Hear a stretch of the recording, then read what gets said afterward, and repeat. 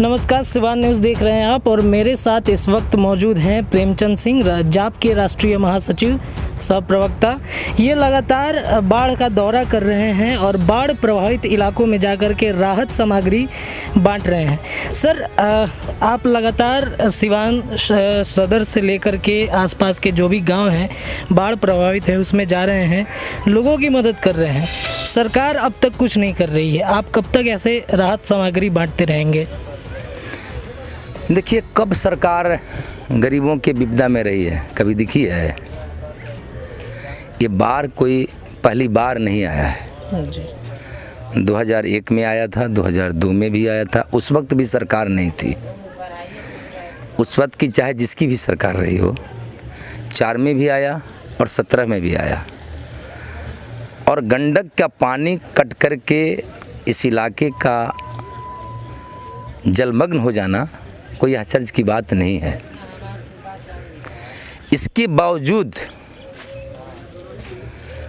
आप देखेंगे कि 2001 में यह हुआ था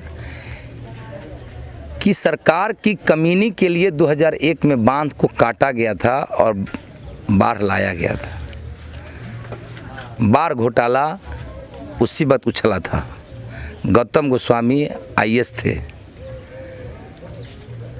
उससे भी खतरनाक खेल वर्तमान सरकार में खेला जा रहा है।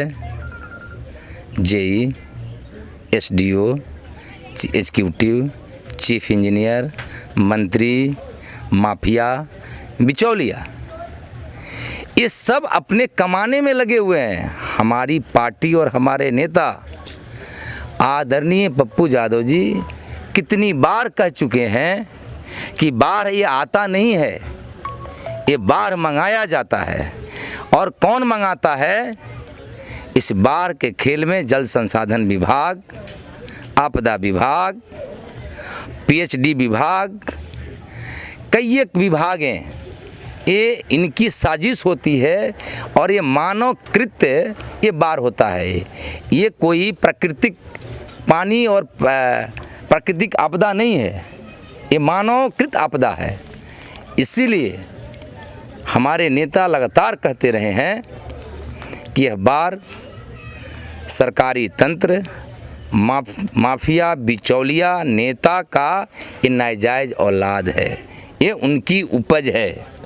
इसलिए जहाँ तक हो सकती है हमारी पार्टी, आप देखेंगे पहल बार जब मधुबनी, दरभंगा में, अररिया में, किशनगंज, कटिहार, पूर्णिया में, खगड़िया में, बेतिया में, मोतिहारी में, वहाँ भी कोई सरकार नहीं रही।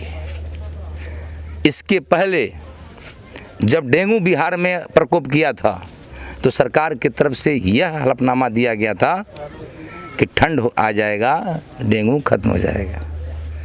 जब चमकी बुखार आया था तो इस सरकार ने यह कहा था कि बारिश जब होगी बुखार, यह इन्फ्लाइटिस, जापानीज इन्फ्लाइटिस खत्म हो जाएगा।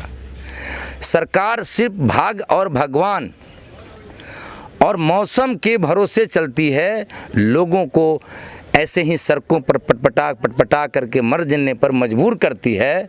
इस कोरोना के काल को भी देख लीजिएगा, कैसे मजदूर पैदल चल के, ट्रेन से कट करके, बस एक्सीडेंट में मर करके, इस गांव के भी काफ़ी मजदूर आए।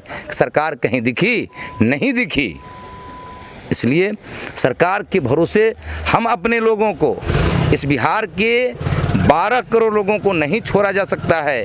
हम आह्वान करेंगे उन तमाम संवेदनशील लोगों को, जागरूक लोगों को, चाहे उनका दल और कार्य क्षेत्र कोई हो, यदि आप चाहते हैं इंसान और इंसानियत को बचाना, तो इस आपदा और संकट की घड़ी में सबको मिल करके, जैसे जन अधिकार पार्टी और पप्पू यादव के लोग और खुद पप्पू यादव सड़कों पर पानी में चल करके, bullet, motorcycle, tractor, jeep, car, चाहे जैसे भी हो, पैदल जा रहे हैं, जैसे भी, वैसे सभी लोगों को, एक एक इंसान को बचाने के लिए, सबको इस बाढ़ से निजात मिल सके, इसके लिए एक साथ मिल करके लड़ाई लड़नी चाहिए। सरकार केवल इंतज़ार कर रही है कि कम से कम इस बार के बहाने कुछ हम फंड अलॉट करेंगे और इसको लूट का रास्ता बना करके फिर अपनी जेब को भरेंगे। सरकार कुछ नहीं कर रही है। जहाँ तक होश रख रहा है हमारी पार्टी, अन्य भी लोग कुछ न कुछ अपने स्तर से कर रहे हैं, सरकार कहीं नहीं दिखती। हर एक साल बाढ़ आ जाता है, हर एक साल नीतीश कुमार दावा करते हैं कि हम इस बार बाढ़ नहीं लाएंगे, अगले बार हर एक व्यवस्था हमारी ठीक हो जाएगी, लेकिन फिर भी बाढ़ की वही स्थिति होती। अगले साल अगले साल में बाढ़ अपने चरम सीमा पर चली जाती है। देखिए, ये नीतीश कुमार और कोई भी सरकार जहाँ कहीं इच्छा शक्ति नहीं हो, सरकार सिर्फ वैसी योजनाओं पर ध्यान दे रही हो कि जिससे उसका वोट बैंक मजबूत होता हो, उस बाढ़ पर क्यों देखेगी? वो तो जन जंगल हरियाली पर खर्चा करेगी, वो तो मानव श्रृंखला पर जिससे उसका चेहरा चमकेगा, वो तो 7 निश्चय जिसके माध्यम से वार्ड मुखिया ठेकेदार के माध्यम से उसका पैसा जाएगा। यहाँ देखिए जल नल का एक पाइप हरा सा निकला हुआ है, पानी आ रहा है, और सच्चाई है कि बिल क्लियर हो गया होगा, चाहे कोई हो, वार्ड मुखिया विधायक। और ऐसी योजनाओं पर सरकार का ध्यान होता है जिससे उसका कमाई योजना होता है। एस्टीमेट, रीएस्टीमेट, इन योजनाओं पर सरकार की ध्यान होती है।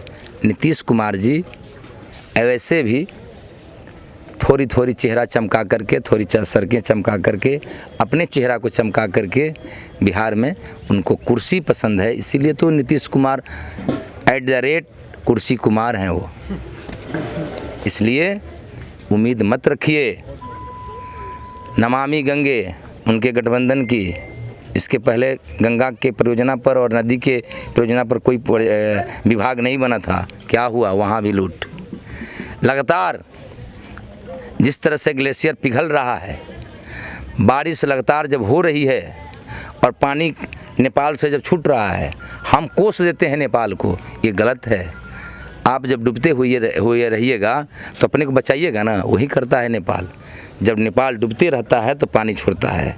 यदि इस पानी को और नेपाल से छोड़े गए हुए पानी को यदि हम दक्षिण बिहार और दूसरे राज्यों में यदि हम भेजने की व्यवस्था करें तो अपने यहाँ बाढ़ नहीं आएगी।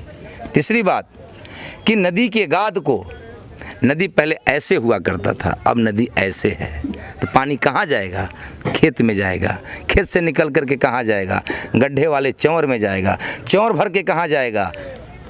घर में जाएगा, घर से पहुँचेगा तो कहाँ जाएगा? घर के अंदर घुसेगा। यही सरकार लोगों को चाहती है कि पहले किसी न किसी तरह से इन लोगों को डुबा करके, फंसा करके कमज़ोर कर दिया जाए और कुछ पैसे इनके घर खाते में भेजा जाएगा। देख लीजिएगा, जैसे पानी खत्म होगा नीतीश कुमार का एक आ जाएगा कि सब बाढ़ पीड़ितों को 8,000, 6,000, 10,000 अकाउंट में डाला जाएगा, हम भूल जाएंगे। यही है यानी कमाने का।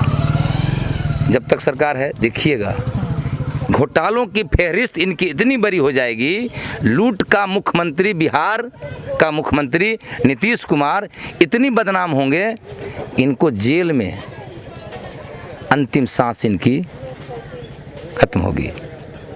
बिहार के लोगों को जैसे जिल्लत की ज़िंदगी जीने पर मजबूर कर दिए हैं, पानी में लोगों को तार तार हो करके मरने को छोड़ दिए हैं, इनको घूंट घूंट करके जेल में मरना पड़ेगा। 12 करोड़ लोगों का और बाढ़ पीड़ितों का श्राप लगेगा नीतीश कुमार को, मरना इनको जेल में होगा। अंतिम समय में नीतीश कुमार जी, मेरा आग्रह होगा कि माफ़ी मांग लीजिए बिहार की जनता से। एक बार निकल करके आपके क्वारंटाइन घर से निकल करके कि हमसे बहुत बड़ा गुनाह हो गया है कि बिहार के लोगों को मरने पर हम मजबूर कर दिए हैं। इसलिए बिहार के लोगों की सेवा जिस तरह से हमारी पार्टी, हमारे लोगों ने के द्वारा किया जा रहा है, हम आज उसी कड़ी में इस बसंतपुर प्रखंड के